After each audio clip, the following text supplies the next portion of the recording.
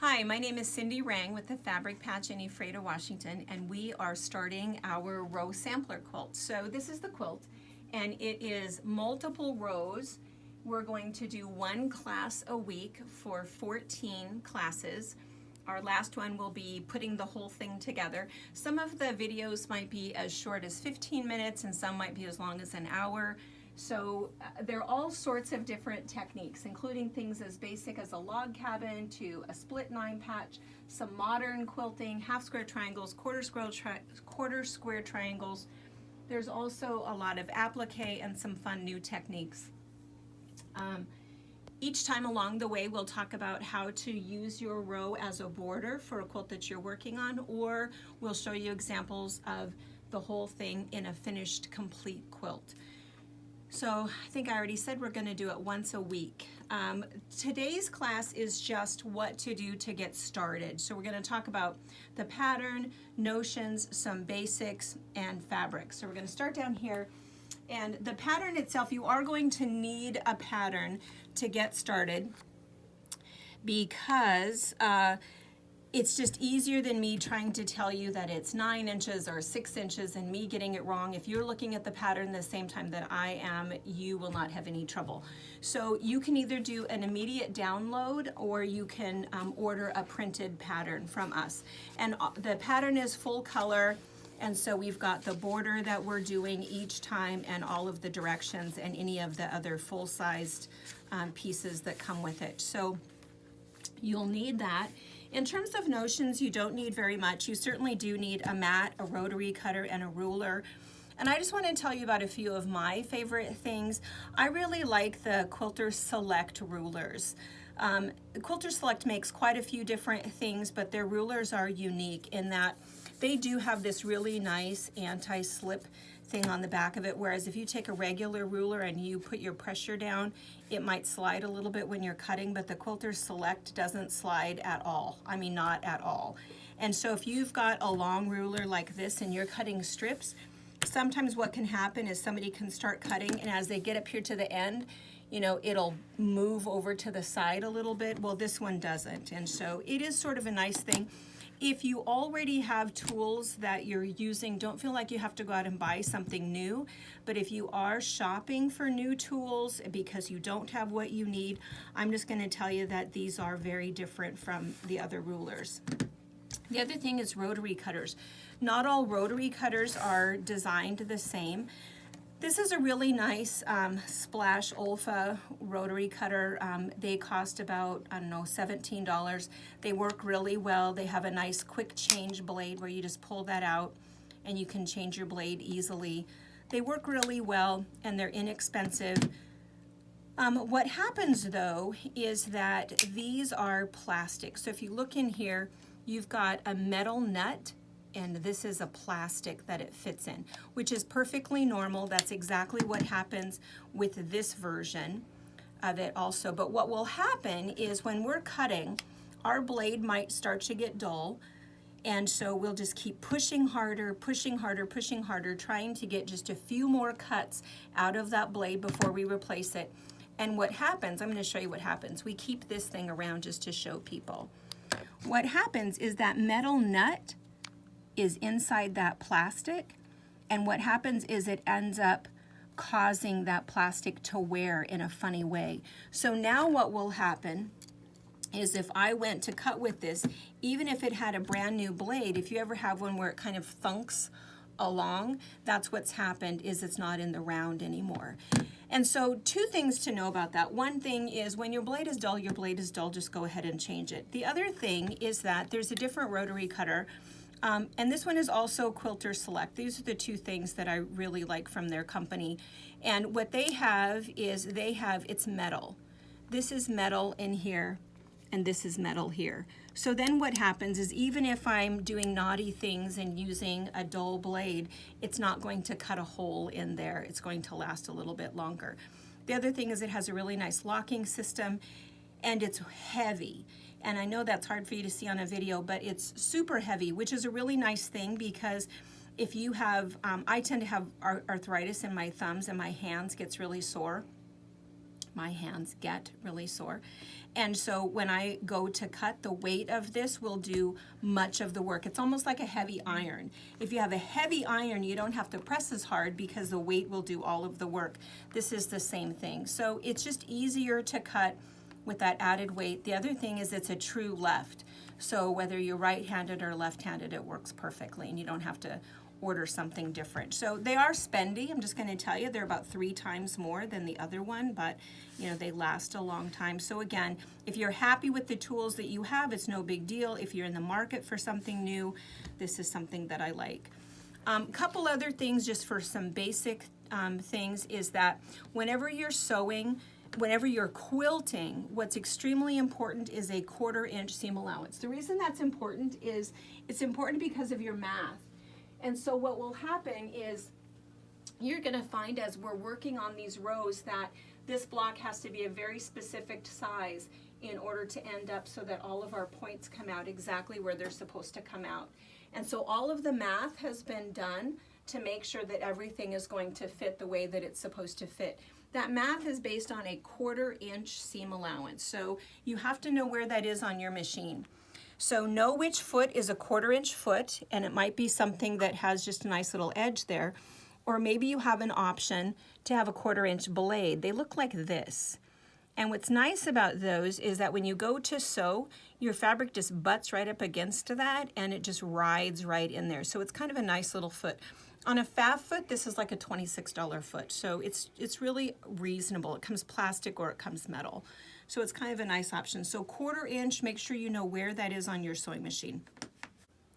Another thing that you need is needles. Needles are one of the cheapest things that you're going to purchase. They're $2.99 for a full packet. And if you have a sharp needle and a good thread and a clean machine, you aren't going to have any trouble with tension, thread breakage, and skipped stitches. A lot of people say that they change their needle whenever their needle breaks. That's absolutely way too late. You need to change your needle roughly about every 25 to 30 hours of sewing. So make sure that you have a new needle in there. The other thing too is I just want to talk for just a second about thread.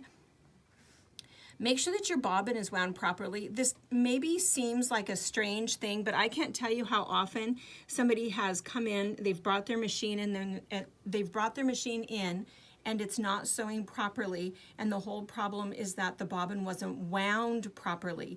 Your sewing machine is a precision machine. It needs to have this thread come off of this bobbin properly, or else you're going to have skipped stitches, funny looking stitches, you know, big problems. So make sure that it's wound properly and evenly. If not, take that off and rewind your bobbin. Also make sure that your bobbin fits your machine properly. I can tell you that my machine does not like pre-wound bobbins. Some do, but if you're having nothing but trouble, maybe don't use these. Go ahead and find the bobbin that works properly for your machine and try that. Again, this is sort of a generic bobbin, and again, some machines are okay with it and some machines know that there's a big difference and they don't like that. I really like Aurifil Thread. Aurifil is just 100% cotton thread. It's a 50 weight and it's basically lint free. Lint is not your friend. There are some cotton threads where when you're done sewing, you feel like you've got a lot of lint everywhere. If you have too much of a buildup in your machine, what will happen is your feed dogs will stop working properly and your thread cutter will stop working properly. If either of those things have happened, it means you have a whole bunch of lint stuck down in your machine and you need it to be cleaned.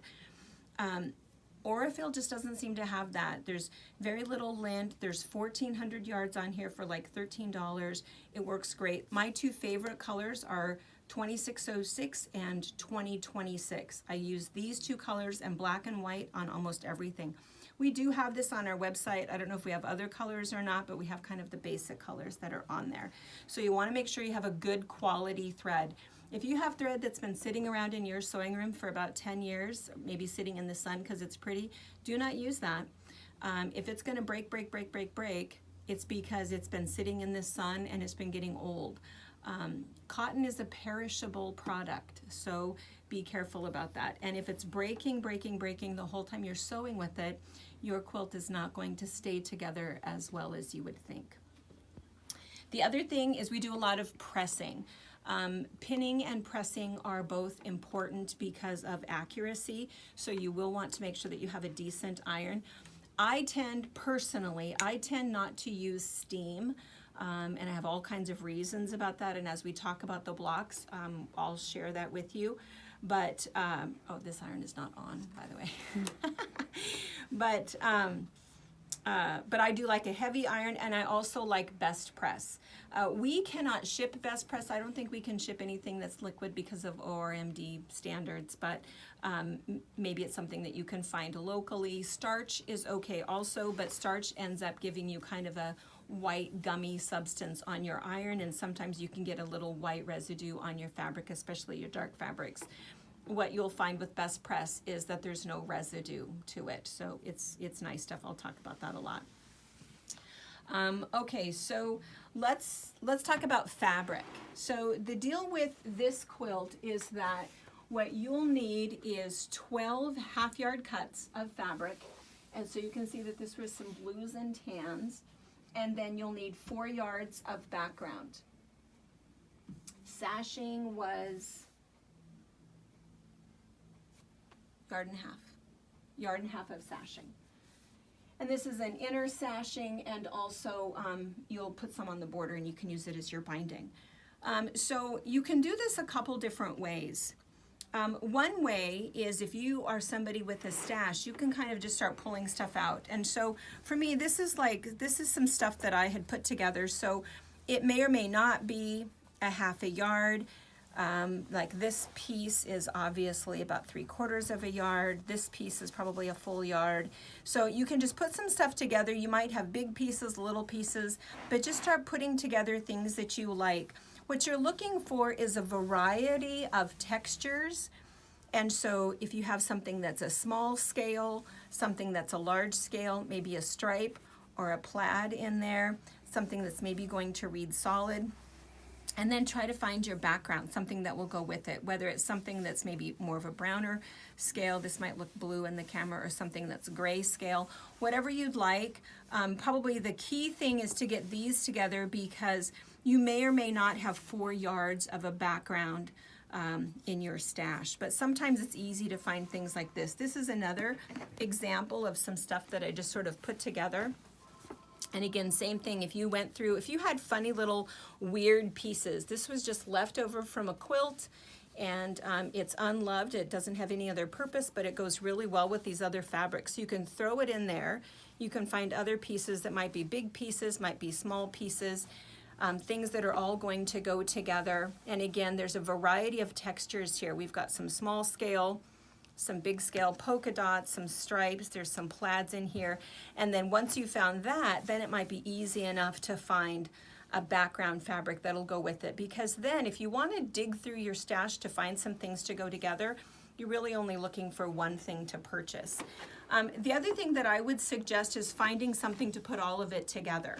So if you have some sort of a bin, a box, a basket of some sort where you're throwing it all in there, you might even find that over the course of the next 14 weeks, you'll find something else that's kind of fun that you want to add in there and use it up in a quilt. Because again, you can see there's all kinds of littler pieces here and different things that we can put in. We've also got some applique stuff that we're adding later, and it's an opportunity to throw in some other little bits of color that you may or may not find. And the other thing too is that if you have, see there's tons of fabric in here, put all of it in there. If you only need 12 half-yard cuts, it doesn't matter. Just throw a bunch of stuff that you like together, because every time we go to do a row, I'm going to tell you how many fabrics to pull out.